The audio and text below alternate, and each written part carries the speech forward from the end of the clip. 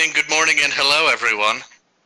Welcome to the Basement Wargamers podcast. My name is Jared Cannonball Nyman. With me today, and I might need a little bit of help because unfortunately I showed up late, but I think I have an idea of everyone that's here. First off, I'm going to go with Jeff, Wiki Wild West. Oh, hey, that's me. What's up, guys? There we go. I'm not used to being first. And then I'll follow up with his brother, the billiest Bill of all time, Bill Arachnophobia West. Ooh, I like that. Arachnophobia. There you go. A little bit for your spider boys. And then we have our ever-loving Chaos Jesus, Sam Lucidi. Hey, everybody. Hey, everybody. We have Carl, Muy Caliente, Spicy Meatball, Vela.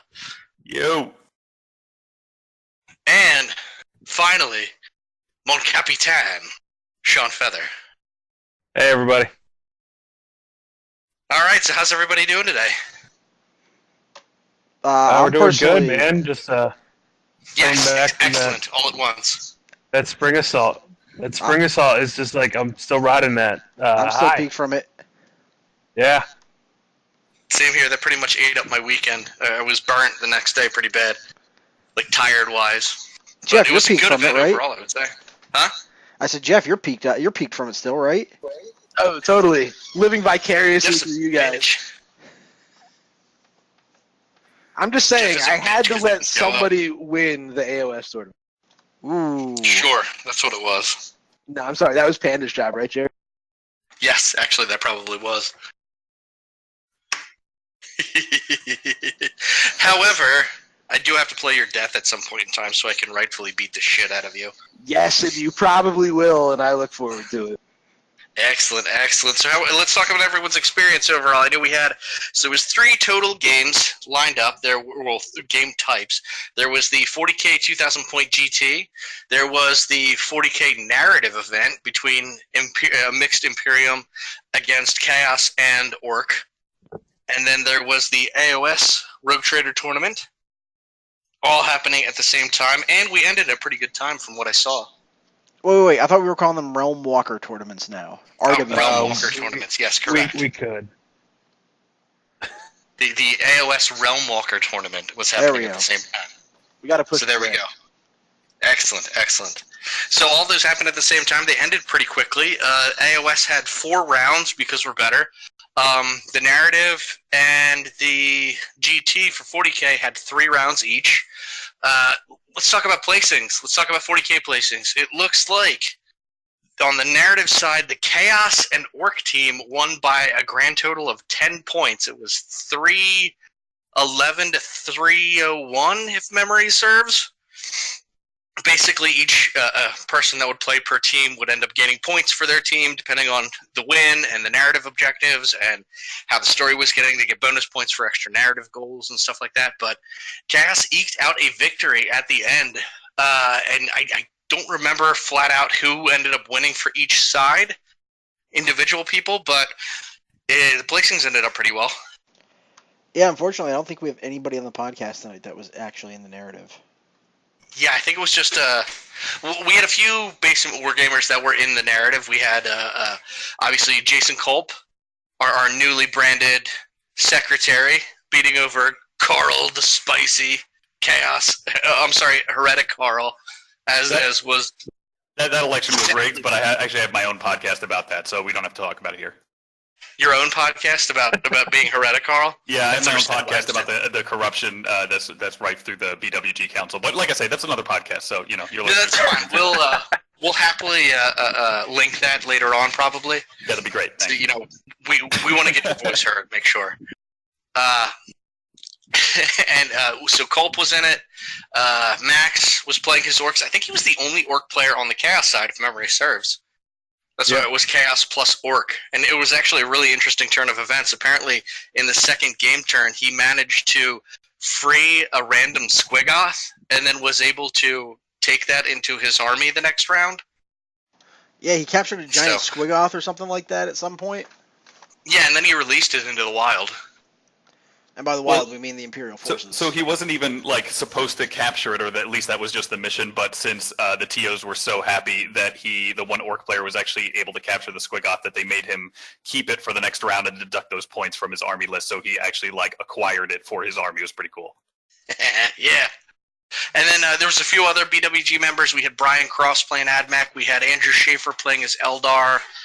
I think that's all I can remember, unless I'm missing some. I'm sorry if I'm missing anyone else.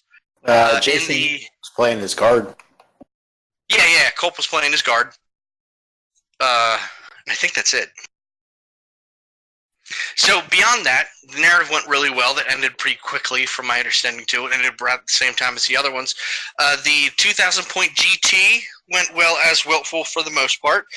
We'll get into more about that later on. However, I know Carl, you and Sam both participated.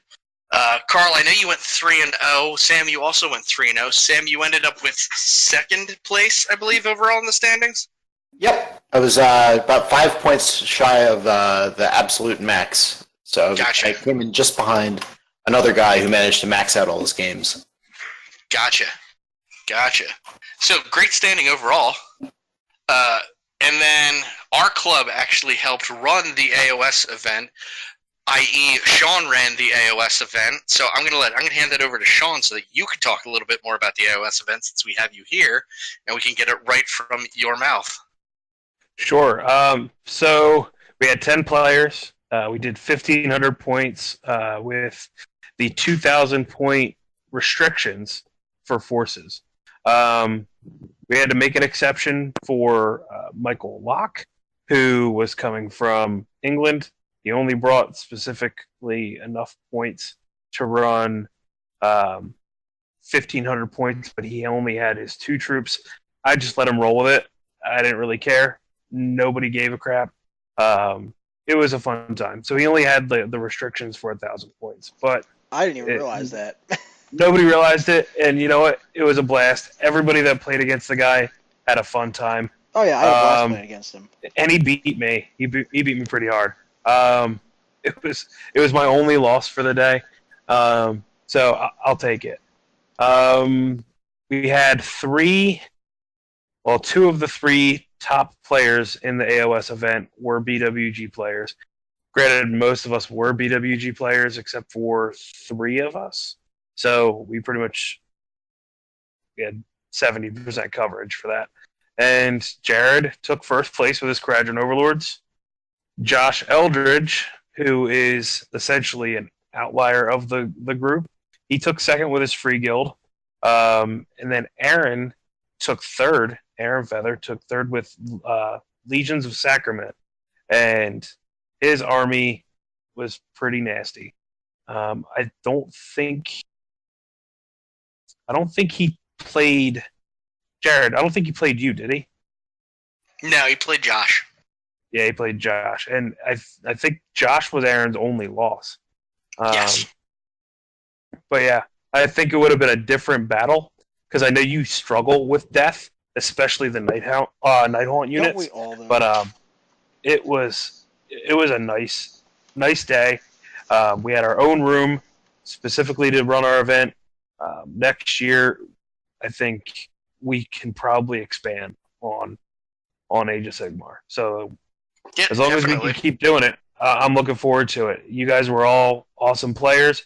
We only had one real complaint about some less than sporting attitude from people. So overall, we had a great time. Yeah. I mean, I had a lot of fun in the games I had ended up playing. I played against Bill. Obviously, we have to play the first round of every Round tournament. 1, apparently, every single tournament, every one. as per ITC guidelines now, I guess that must be in some minor FAQ somewhere. But we have to play each other the first round of everyone. Yes, exactly. And then I played Don's Fire Slayers, who is going to be my partner for the Team Nova event. So I'm excited for that. That'll be a nice little dichotomy between his extreme run up and stab people and my hold back and shoot people. And then I played Josh Eldridge's Free Guild in the third round. That was a lot of fun with a knife to the heart, with a lot of interesting tactical kind of maneuverability. And then I had played Chase. I forget Chase's last name now, unfortunately, but he's another BWG, I think, Outlier member. He was playing Maggotkin of Nurgle, which is an incredibly difficult army to play against as well. That was a really close game, too. But I know I had a ton of fun. It looked like everyone else was having a lot of fun. So, and we had the one of the many cool things, I'll say this, in regards to the AOS tournament, although it was just 10 people, no one ran duplicate armies. Every single person had a different army from one another. So I thought that was a really interesting kind of side thing to notice. Yeah. I was saying during the tournament, I think one of the cool things about AOS is, we had like 2 destruction players, but we ran completely different lists. Whereas, no offense to 40k, if we had been in the 40k, it would have been Imperium, maybe Imp Guard, Chaos, bunch of Eldar, some Necrons. Not a lot of variety. Yeah, I mean, total army type, I was playing Kharadron Overlords, as per usual. Aaron was playing Legions of Sacrament Death. Josh was playing Free Guild. Obviously, Sean, you're playing your Khorne. Yep. We had Fire Slayers. We had Maggotkin of Nurgle. We had Spider Goblins, Spider Fang Grots, or whatever. What are they called? Is there a specific name? Am I ruining this name? So it depends on who you ask. They're called the Venom Clan. They're called Spider Fang Grots. They're called Spider Goblins. Just call them Spider Fang Grots. It's fine. Somewhere around there. Got it. And then we had Sylvaneth. We had Iron Jaws. We had Stormcast. Stormcast Judicator thing stuffs. So it was quite a large mixture of different individuals. So it's a good time. We don't have anyone from Narrative on, unfortunately, but we do have 2 very well placed individuals on the GT, the 2,000 point GT. So Sam, Carl, give us some heads up on your experiences and some of your games there. Sure. So I actually didn't have that experience, Bill. I thought there was actually a really good army diversity in the 40K side. I was very happy with that. I got to play against a Latok for my first round. That was absolutely brutal. Those guys, when they have 8 -3 to hit Dark Reapers, you have to get real creative on how to handle a list like that. So that was actually one of the best games I've played in a really long time. Really challenging, strong opponent. And I accidentally it imposed a board deployment that shouldn't have been imposed because I thought we had to roll for it, but apparently they were preset. So I was creeping, 48 inches up the board to try to engage this Alatok with my demons. Pulled that out. That was a really great game. Second game was against a Death Watch player, and I absolutely just wiped the floor with him, and I felt so bad about it because he was a really nice dude, but Death Watch are just garbage. And unfortunately, he had to play a pre-Codex army because the book came out just not in time for the cutoff. And then I was going to ask about that because Death Watch actually seemed fairly nasty, at least in the new rules. Not like super crazy nasty, but between everything and some of the Primaris attachments. Well, and so I think the sad part about Death Watch, at least by my view, and God knows I'm no expert, and I don't know how it'll actually shake out in the meta, but I bet what you'll end up seeing is small detachments of Primaris Death Watch inserted into other armies. I mean, and that's obviously not my opinion. Other people have been saying that, but they're too expensive. The same problem remains with them. They don't generate enough CP, and they don't have screens. They can't take scouts. Like, there's a lot of really basic problems with that army that, while cool, and they certainly have some Swiss Army knife units, they just like some real shortcomings that they can't overcome. So, for example, in my game, dude had 3 transports, 2 Corvus, and a Land Raider, and they were loaded up with some really nasty shit, but it was just way too easy for me to pop his armor and then just basically nullify all of his 400-point units by just wrapping them up with pink horrors. So he never really stood a chance just because he didn't have the tools for the job. So they are a really cool army. I just think they can't run solo at a competitive level. That makes sense. So who else did you end up playing then? Third game was my opponent shall remain nameless because I've had much. It was a rather negative experience from a sportsmanship standpoint, but I kind of identified what the weak points were in his list early on, and I was able to just basically force him into a stalemate that I knew he would eventually lose. So that game went really well, but I had to play much more conservative than I normally like to play, but it paid off in the end. So it was good. He was running just like a Psyker Spam Magnus and a Fire Raptor and a bunch of other crap. So, but all in all, it was Sam, right? You can admit it. It was Sam all day. No, it's all in all though. It was I went out there to try to get 3 wins, and I got 3 wins, and there were 3 strong opponents and 3 good games. So it was a great time. Nice, Sammy. What about you?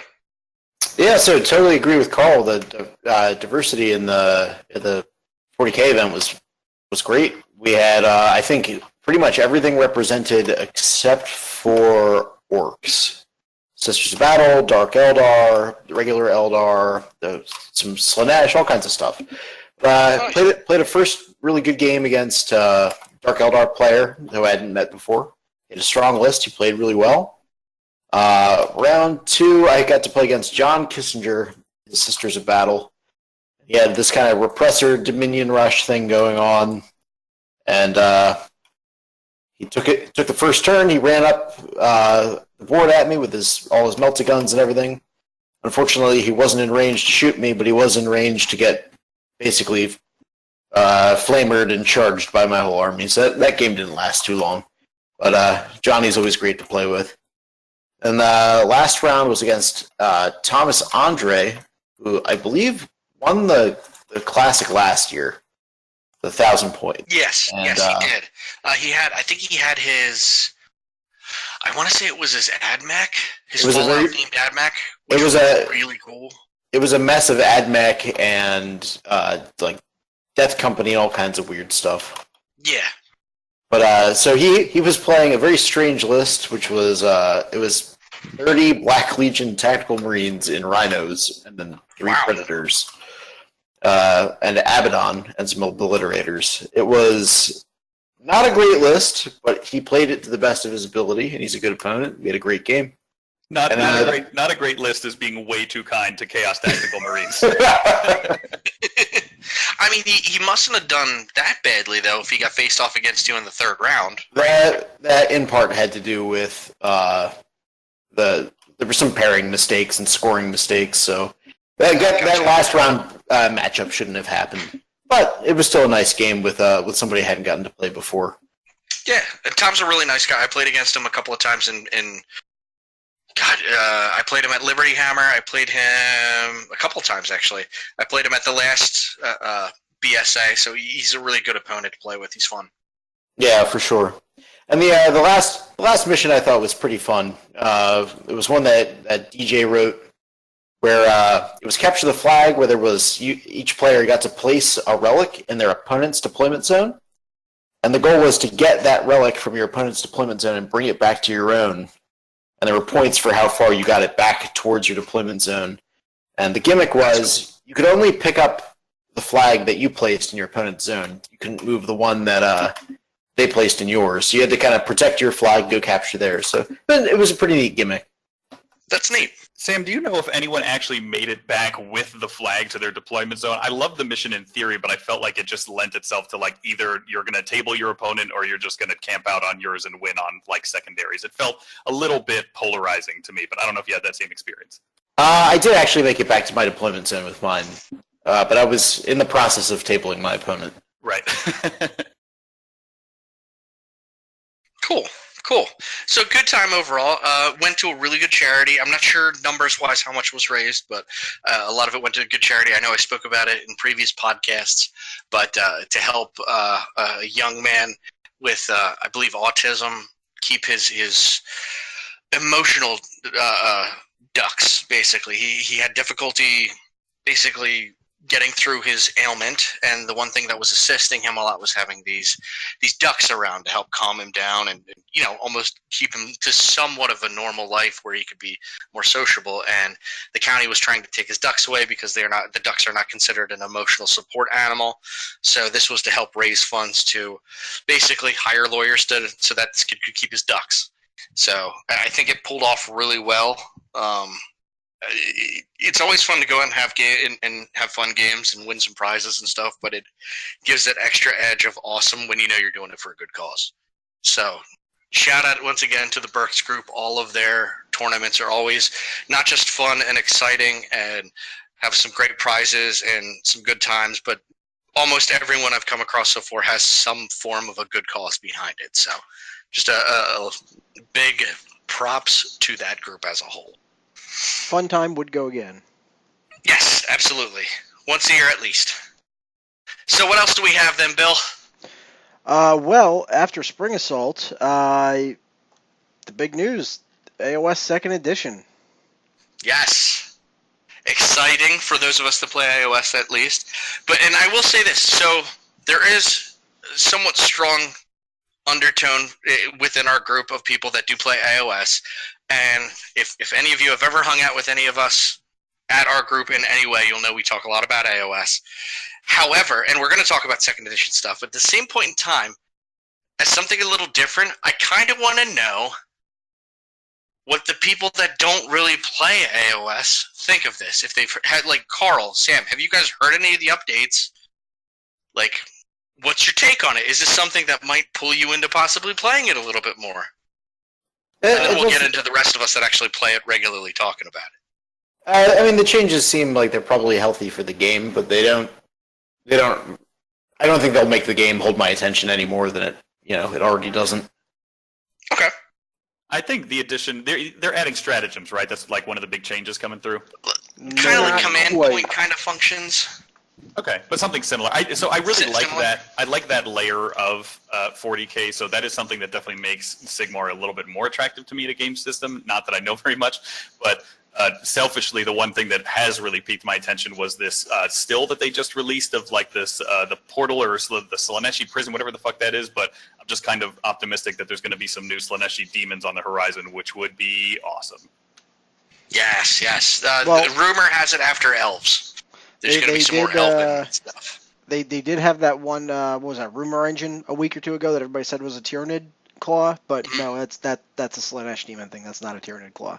The Daemonette claw looking thing? Yeah, take it from a guy that plays Tyranids. That was not a Tyranid model.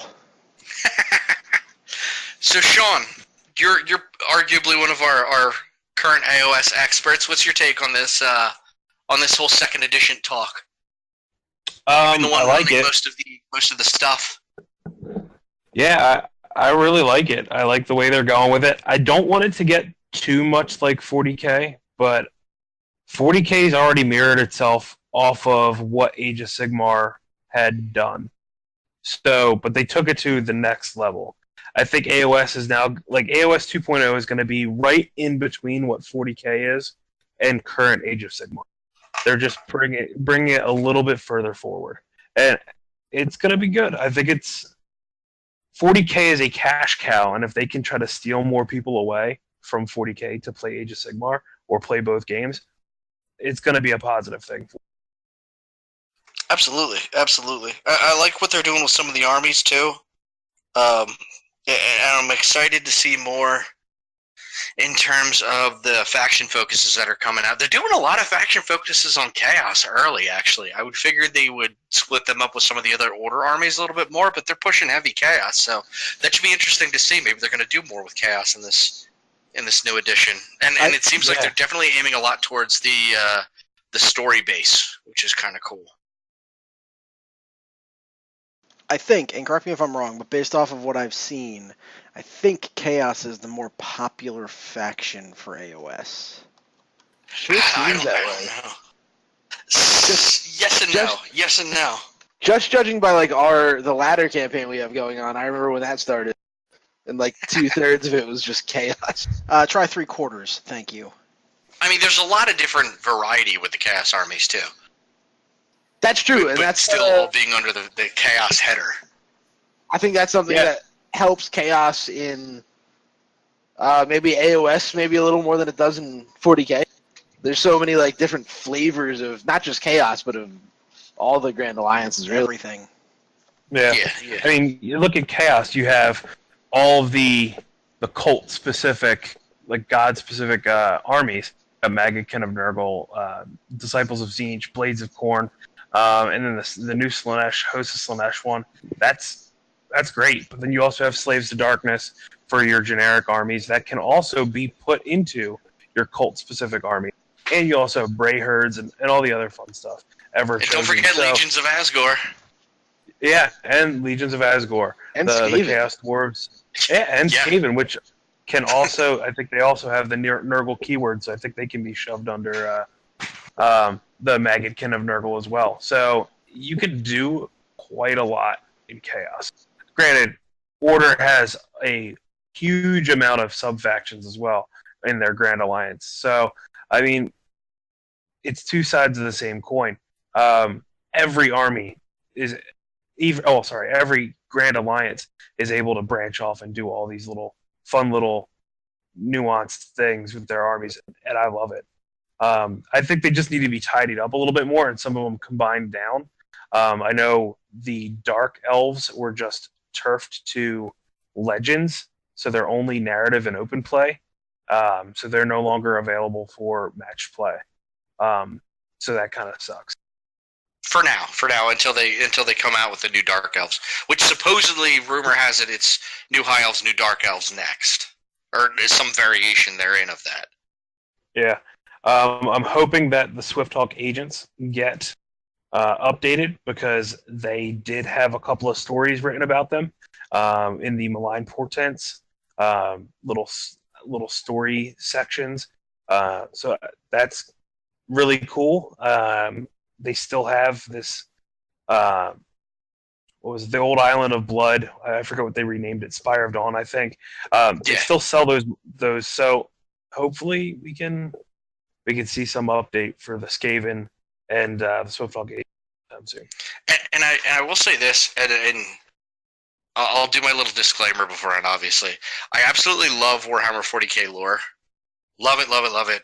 You know, pretty much just about any type of lore for 40K. So that aside, I'm not the hugest fan of where they've kind of gone with the story, like with trying to advance it. I'm more than happy that they're actually advancing the story for one. But for AOS? No, for 40K. That being said, although I didn't like how they refitted AOS off of Warhammer Fantasy, like that, the initial job felt a little scratchy. How they've advanced the story, with each progressive book in AOS, I like that a lot better. I think the story progression has gotten leaps and bounds better as it's going along with each book, whereas I'm not as much of a fan of how the story's progressed in 40K. Set the bar low. That way when you start releasing more stuff, you'll be like, oh, this is good. Yeah. I mean, I'm more than, like I said, I love 40K lore. Read it nonstop or listen to it nonstop as much as possible. But I've really started to like how the AOS lore has started to change and advance, and it's kind of been forced into a position to do so because you're starting with that blank slate. But it'll be interesting to see how that continues to go along, especially when they start introducing all of the new gods. So. And once all the other factions start getting their battle tomes and that type of stuff too. Oh yeah, absolutely. So new edition AOS coming out in June. I know they've been spoiling some of the different rules. One of the big ones that was just released out was the new character targeting rule, as that's always been kind of an issue to a degree about AOS is character sniping. Now, there aren't many fully ranged armies. There's a few out there. I happen to play one of them. But it was enough and prevalent enough that character sniping was a thing that they put this new rule that's going to be in 2.0, where to target a character, if that character is within, I believe, 3 inches of another unit, they're at a -1 to hit, which I think that's kind of a neat combination. Yeah, go ahead, Jeff. All right. So it's within 3 inches of a unit with 3 or more models in it. Yes, even better.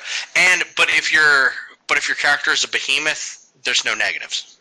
Oh yeah, Yeah, if it's a monster or behemoth, Yeah, it doesn't allow that.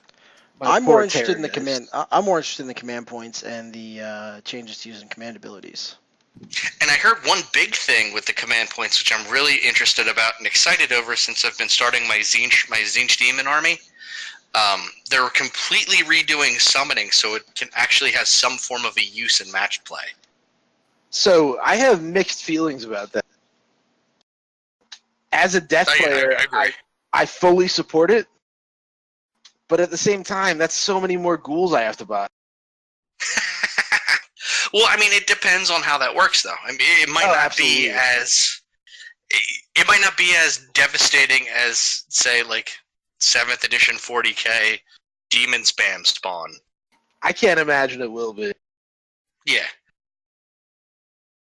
but I think it's going to be an interesting take. I'm interested to see how they do that effectively and fairly, without it being, I just can summon an extra third of an army on you, you know? Like, how are they going to fit that in from a balancing mechanism for match play? Yeah, it seems like a really tough balance to strike. Mhm. But back So to we'll see how command that points. happens. Yes. I think it's super cool that you can now use command points or the command abilities for any of your heroes, not just your general. It's gonna Yes. add a lot of changes in depth to how games are played, I think. Absolutely, because there's some characters that you never end up seeing their command abilities, because I mean, it never really leads you to wanting to use them as your general. So that'll be interesting. That'll be interesting to see. Anything else you guys noticed from new AOS that you wanted to kind of discuss? Only thing I was going to say is I think probably definitely the July podcast. We'll probably be going a lot more in depth with the 2nd edition stuff. So please look forward Absolutely. to it. Yes, stay tuned. Stay tuned. So what else do we have on the docket, Bill? So we were going to do new and upcoming releases with Harlequins, but I wanted to get everybody's feelings about something that Games Workshop literally just brought up today. And that is the Warhammer Adventures series, Warhammer for Kids. I think it's dumb. You're just mad because they're finally releasing books at your reading level that you can actually read. I know. Right? Come on, man. Stop making me try to read. No That's more what audible. Don't got to worry about Jared. audible here. Audible here. Come on, man. No, I think now you don't have a reason to not read. Ugh. I agree that it's totally silly, but at the same time, like, it doesn't bother me at all. I mean, like, there's going to be no bleed from that into my hobby experience, and so if it makes them money, great, because that makes them a stronger company. If they're a stronger company, I'll probably get more releases that I like. So I think that it's really stupid, but also, you know, maybe it's going to bring a younger generation to the hobby, which is another cool side effect, but I just don't see it affecting any way that I enjoy the hobby personally. I'm kind of interested to see how it's going to go, because if it's like all kid-friendly stuff, when they eventually transition into like the real hardcore 40k lore, it's going to be super weird. I They want to see won't. how they're going to handle Slanesh. Any of the gods. I mean, I'm kind of interested to see how, like, I'm more interested to see how it's actually going to be done than excited about it. You know what I mean? Like, how the fuck are you going to kitty up the grim dark, like arguably one of the most grim and foreboding and just awful universes created as sci-fi environment, right? I mean, life is basically utterly meaningless for 99.99% of that which is alive in the universe. Are Like, how do Necrons you alive? kid up by that? They were at one point, kind of. Fair enough. I'm interested to hear Sam's take on it as well as another big lore guy. Yes. I mean, it's like all books and stuff in the 40k universe. It's all sort of there is no canon. Nothing is any more valid than anything else. It's not really going to impact. It's not like it's going to impact the the world or the game or anything in any big way. It's kids' books. Whatever. There might be some awkward conversions, though. Yeah, I could see some like, oh, this is a story about little Jimmy and his hygiene, and he wants to make sure Papa Nurgle isn't on him, and then someone makes some weird, fucked up conversion of like a morphed Jimmy turning into a chaos ball. Well, now I'm only worried about you doing that. I wouldn't be worried Thanks about for putting that idea out there. About Look, I just spark the ideas. I don't do them. We all know Jared's not an execution guy. He Exactly. just throws them out there into the ether and waits for it to happen. I Well, believe you, it's Jared. You can do it. I'm a think tank. I'm a one-man think tank. So But the yeah, other I just see that. so the other topic for the new releases is the new Harlequins codex that they just put up for pre-order this week. Jeff and Sean, I know you guys have some interest in Harlequins, or had interest in Harlequins at least. Yeah, I sold all mine off. I have no desire to go backwards. I'm fully facing forward with Age of Sigmar. I'm going to keep a couple of 40k armies, but yeah, I'm good. Harlequins Jeff is- look great, but I'm not really too keen on them. I'm kind of with Sean on this one, actually. I thought they looked really cool, and they'd make like a cool addition to a existing Eldar army.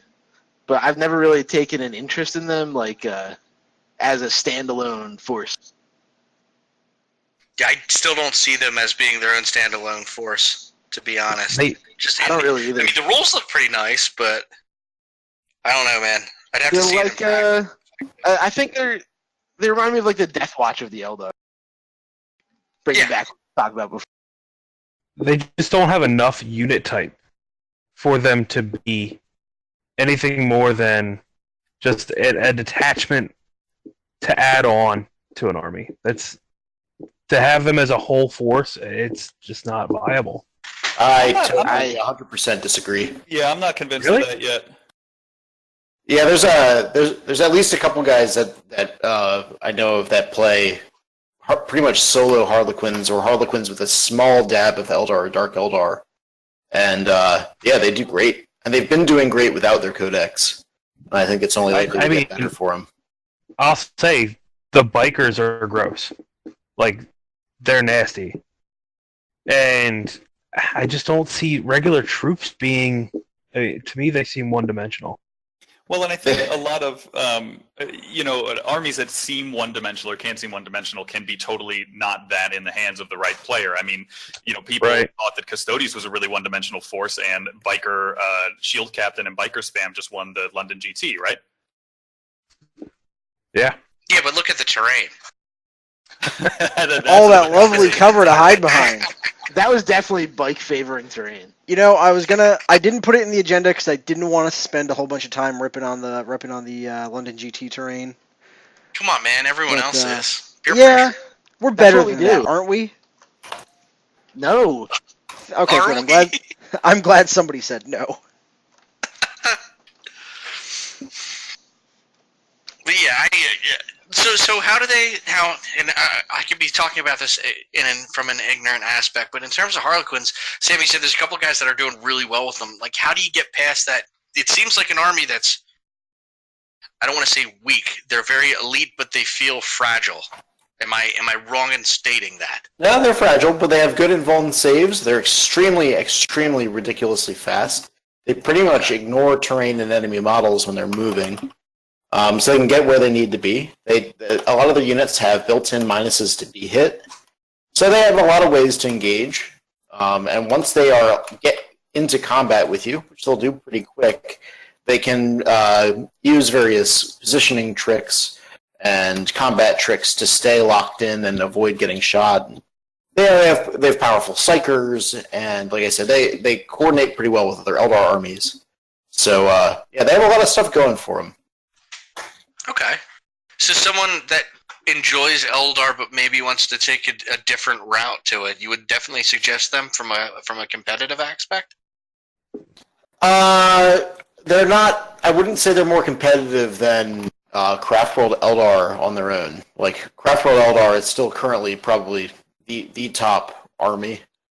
But, Harlequins are perfectly viable. Nice.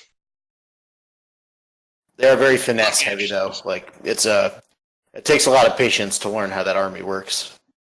Yeah, it seems like a trick-heavy army. They are clowns. Also true. So working as kind of bailed on that halfway. So we won't spend much time on it at all, and I'm sure everyone saw the pictures of the London GT. It's a shame, obviously. I'll just state that out there, right there. I don't know what could have been going on in the background. Maybe there's a reason.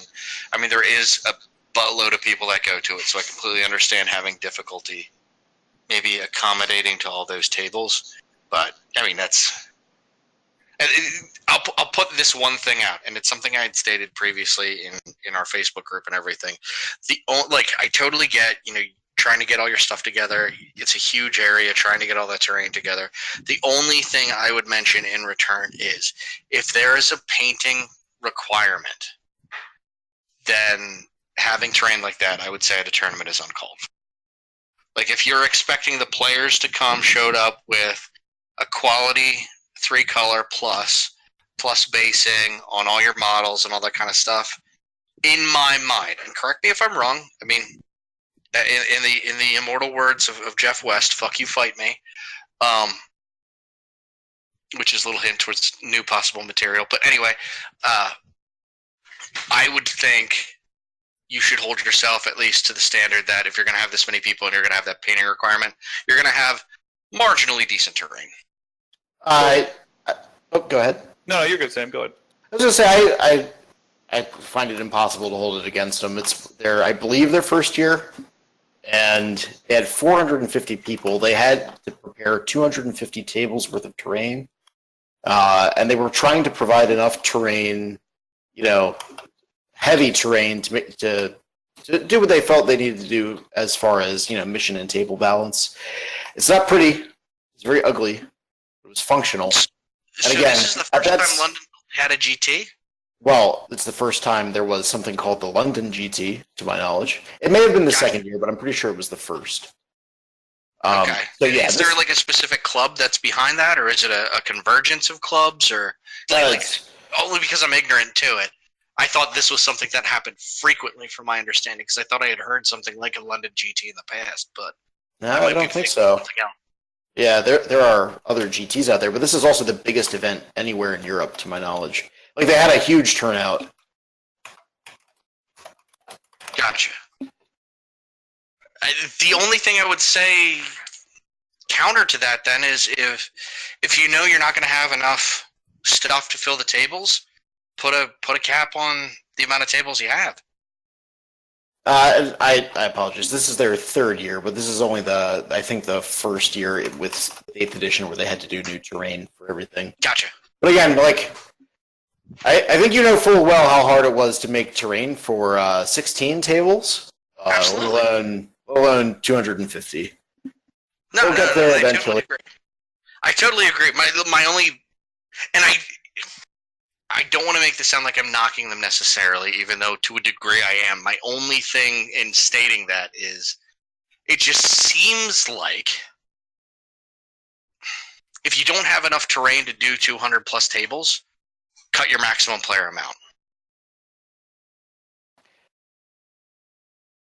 Well, I think it's a fine line, right? Because ultimately, how many players they have is going to determine their growth for the next year, right? Like, if this is an event that's only in its third year and they have a huge boon in player amount, player capacity, like, if the club's well managed, hopefully that will go towards things like improving terrain. I mean, I think that the truth is kind of in between where you both are standing, because I totally get how bummed it would be to bust your ass for weeks and months up until a GT and to get there with a beautiful army that you slaved over and then realize that you're hobbling over styrofoam blocks the entire 2 days. But at the same time, I think you need to be a little bit understanding, especially with newer events.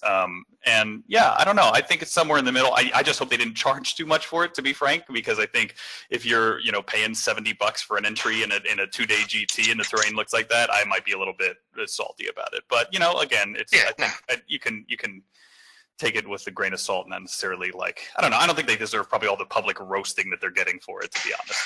No, and I agree with you there. I mean, not for nothing, it's definitely going to have them probably go back and next year they're probably going to have the best terrain known to man at a GT, to be honest. I mean, just due to cause of it, cause and effect behind it. But It did cost someone, every person to go, £50 to enter that tournament.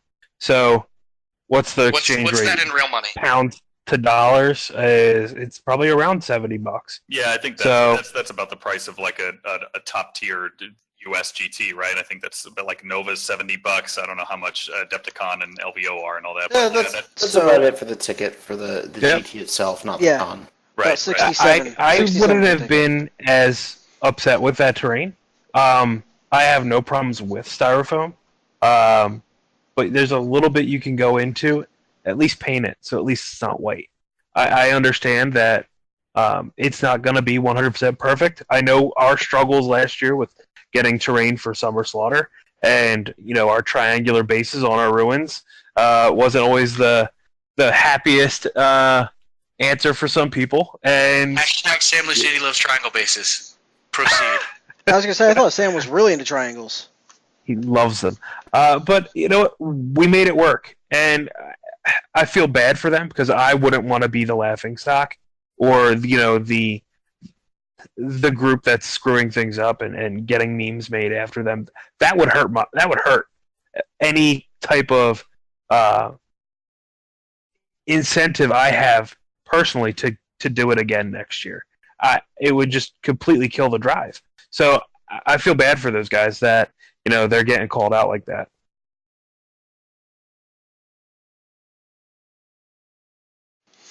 Yeah, agreed. That's fair. And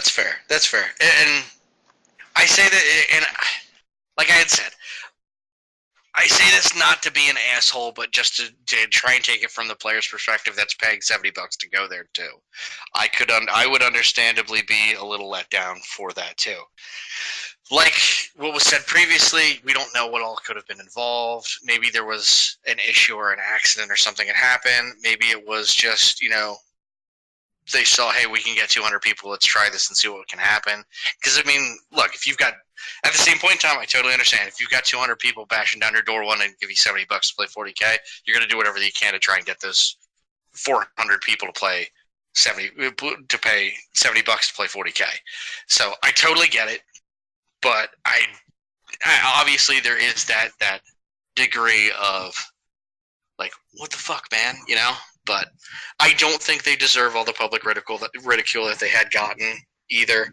But it is at least something that was brought to light.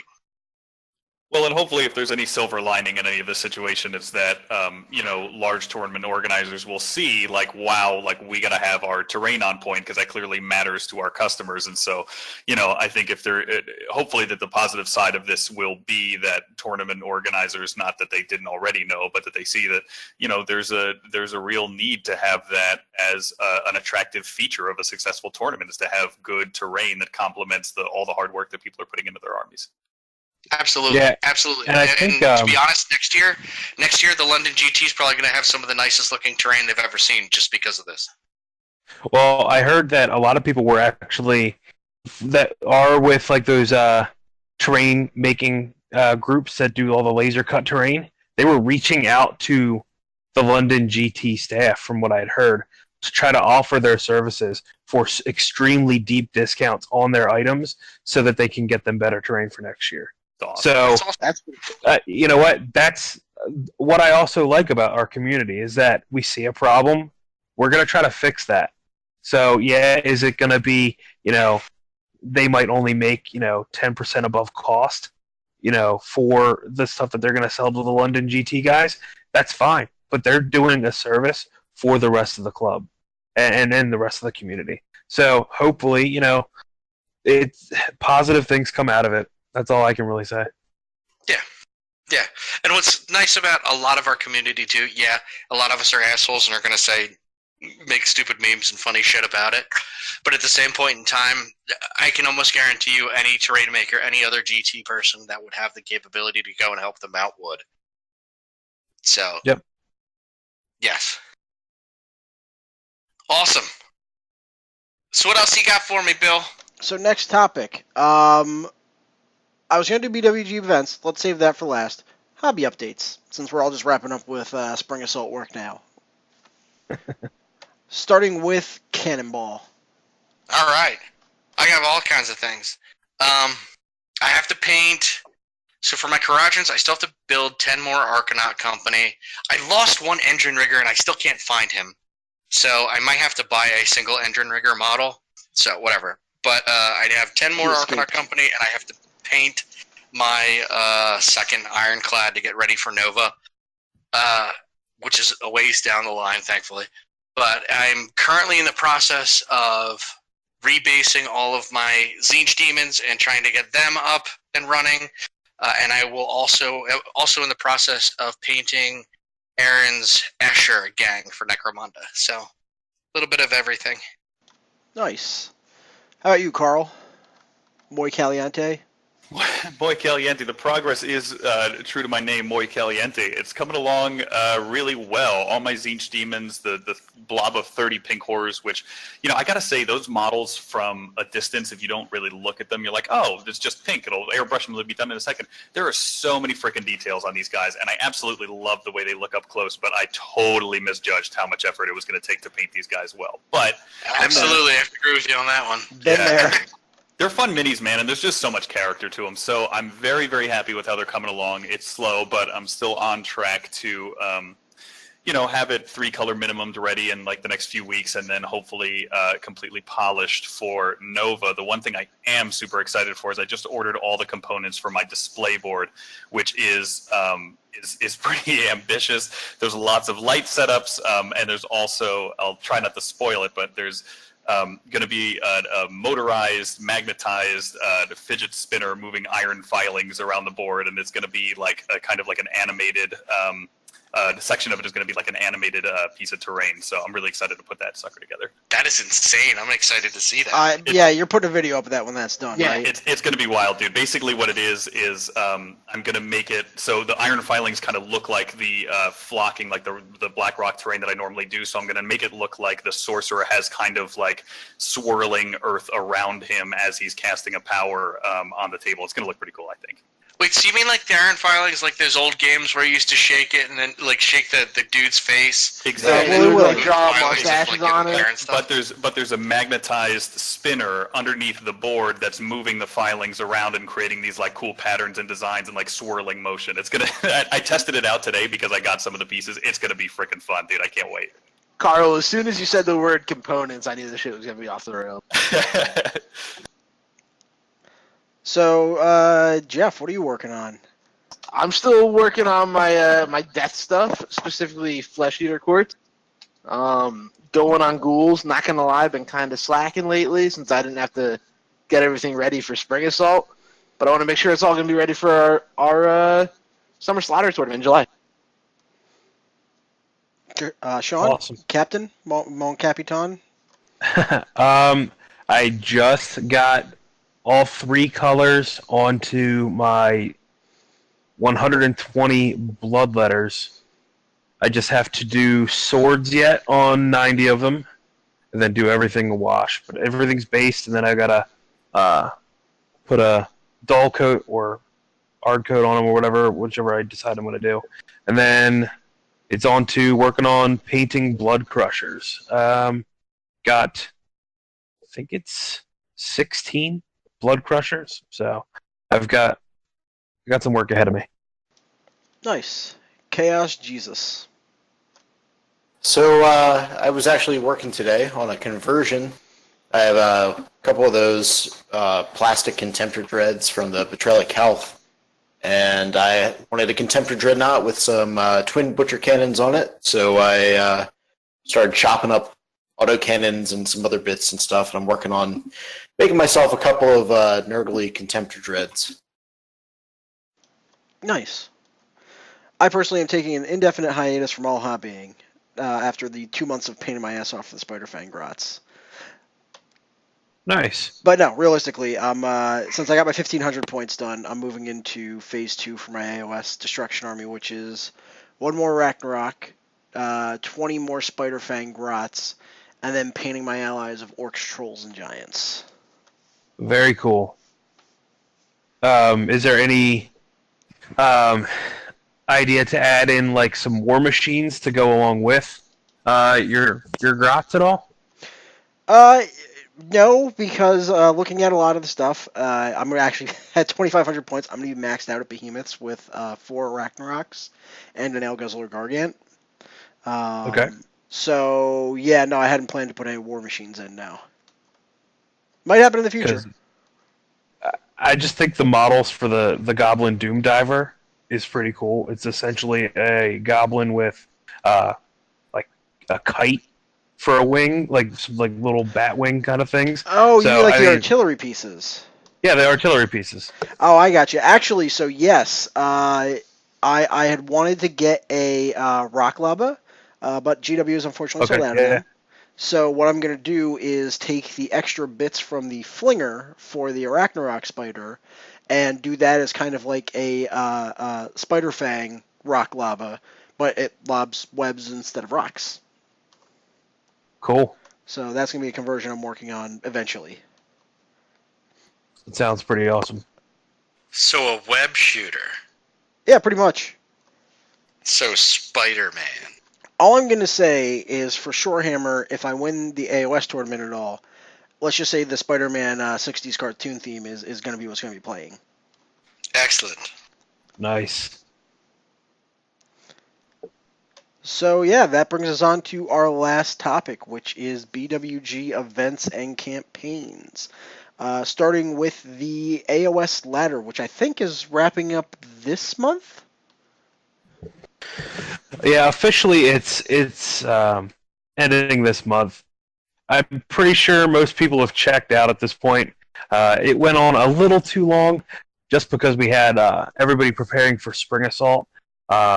We kind of fell by the wayside the last 2 weeks. So at this point, I could probably call it, unless we get some more games in over the next week and a half or so. But at this point, Aaron, with his Legion of Sacrament army, is top billing right now. So, Jared, you're in the top 3. You can actually challenge Aaron. I know you played him once before, and he had your number. But you should go after that again, man. I could, at this point though, I'm more than happy to just say Aaron can, unless someone else wants to go for it, Aaron can take the win. Yeah, I'm pretty there, because, right there with because you. the having my number thing. Now I think I could still beat him, but Nighthaunt is nasty, dude, and they're getting that new strong. battle code. So They're very strong, but Free Guild was able to beat him. true. Yeah. So yeah, we got that wrapping up.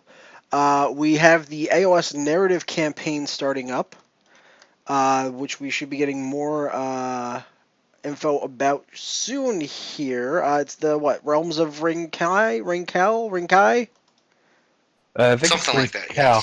Yes. Ringcal. Sigil's running that, and I believe it's a Path to Glory campaign. Yes. And everybody's gonna have all their little heroes running around trying to start up some war bands, and I think it's gonna go for like 2 months, 3 months. I'm not sure how long it's gonna go for, but I'm looking forward to it because I'm actually busting out the Sylvaneth for it.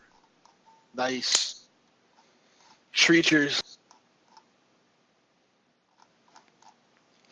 Cool. And then other than that, I know we have Summer Slaughter coming up, as well as a couple of our own little in-house RTTs and Realm Walker tournaments.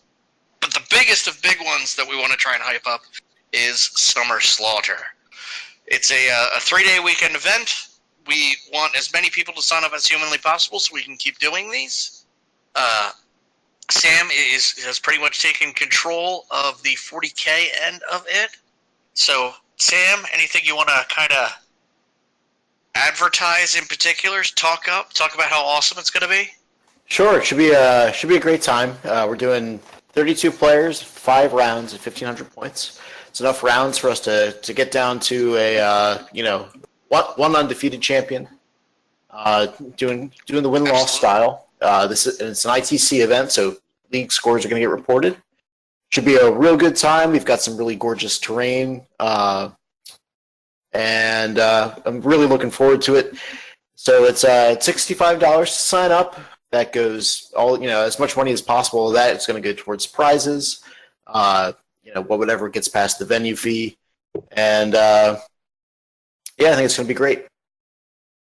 Absolutely. So sign up early, sign up often, because we also have the AOS tournament that will be happening at the same time. So if you're interested in Age of Sigmar as well, please come out and play. I think, Sean, you're taking the lead on that as usual. Yep. So it's our 40K event is actually 2 days, the 21st and 22nd of July.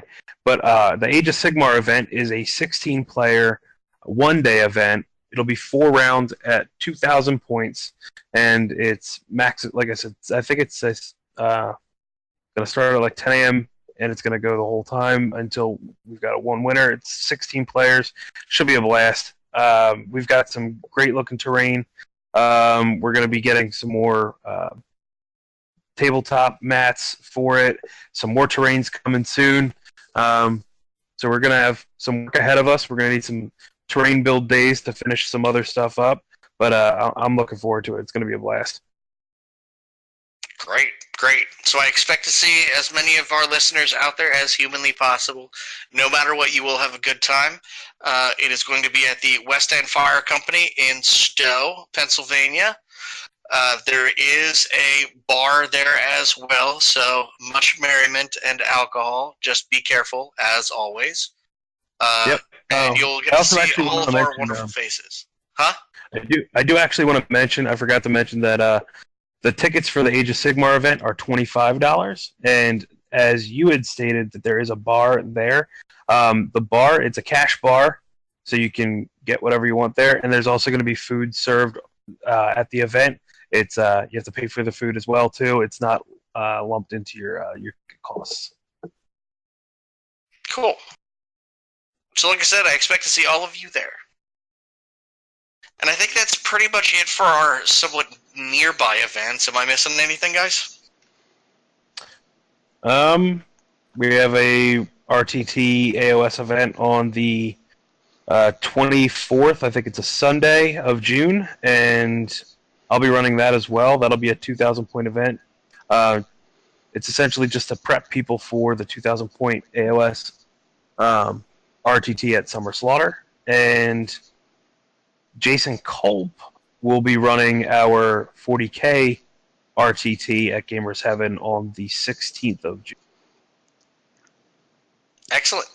And that'll also be 1,500 points. Very cool. Great. All right, guys. Well, I think we're going to wrap it up on that. Thank you all, as usual, for listening. This is the May podcast of the Basement Wargamers Grudgecast, and we will see you all next month. See you guys.